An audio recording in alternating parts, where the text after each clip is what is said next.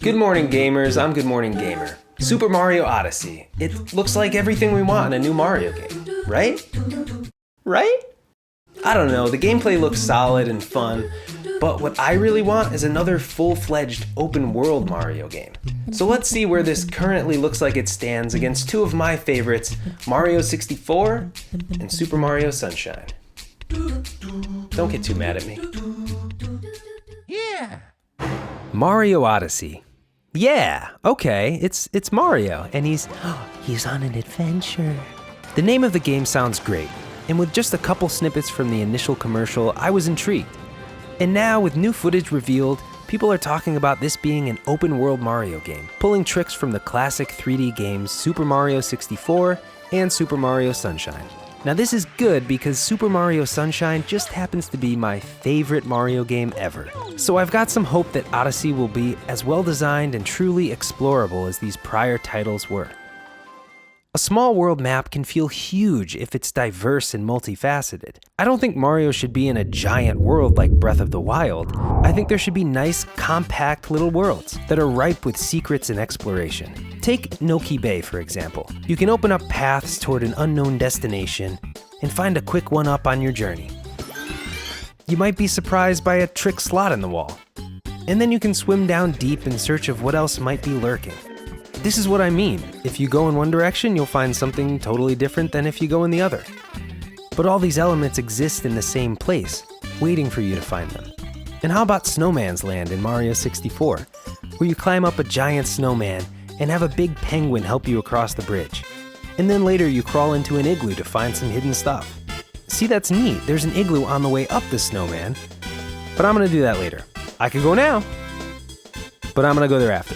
From a bird's eye view, these maps look pretty small, but with gateways to hidden levels and hard to find nooks and crannies, each area can really stand on its own.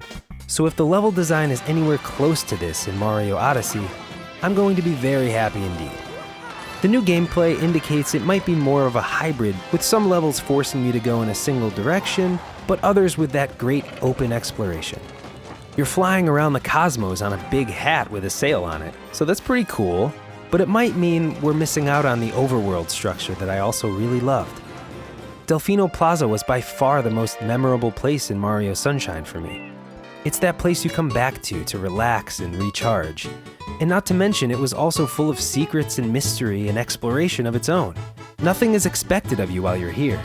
You just kind of wander around and find stuff. There were pipes and secret shines and secret levels, all right here. And when you were ready, you could make your way out to another world.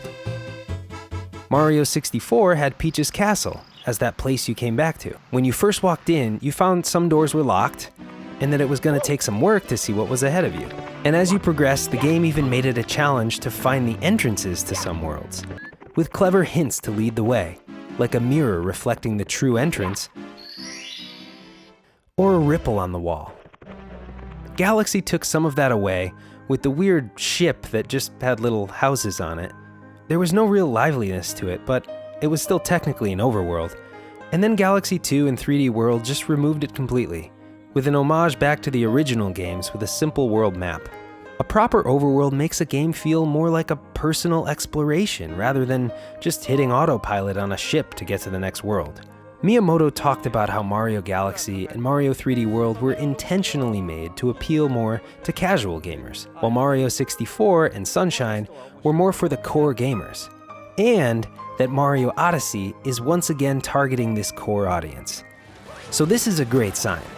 The footage shows Mario exploring mysterious worlds full of weird creatures, with lots of color and diverging paths, and then wait, city? Why is Mario in a city?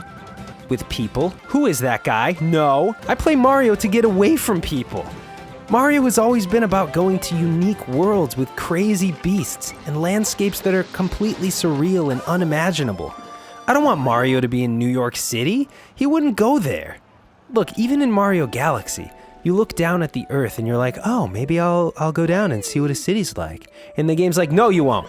Go shoot yourself back into space, Mario, because you can. You don't have to spend time in a crappy city like the rest of us. But anyway, the rest of the trailer looked great. Incredible color and polish, Mario has some new controls to have fun with, wall jumping, weird purple collectibles, and lush forests with dancing robots. It looks like a blast. I mean, look, it's a Mario game. It's going to be fun and challenging, but will it rival my favorite Mario game of all time? I think that should have happened by now. So I have hope that this can still be the one. And hopefully, we'll see more Super Mario Odyssey very soon. Thanks for watching Good Morning Gamer. What are your initial thoughts on Mario Odyssey? Do you care if it's truly an open world? Would you be as excited as me to have a nice overworld like in Sunshine? Let me know in the comments. And when this game comes out, you can be sure I'll be talking more about it, so tap that subscribe button to be there with me. Thanks again for watching, and I'll see you in the morning. Bye!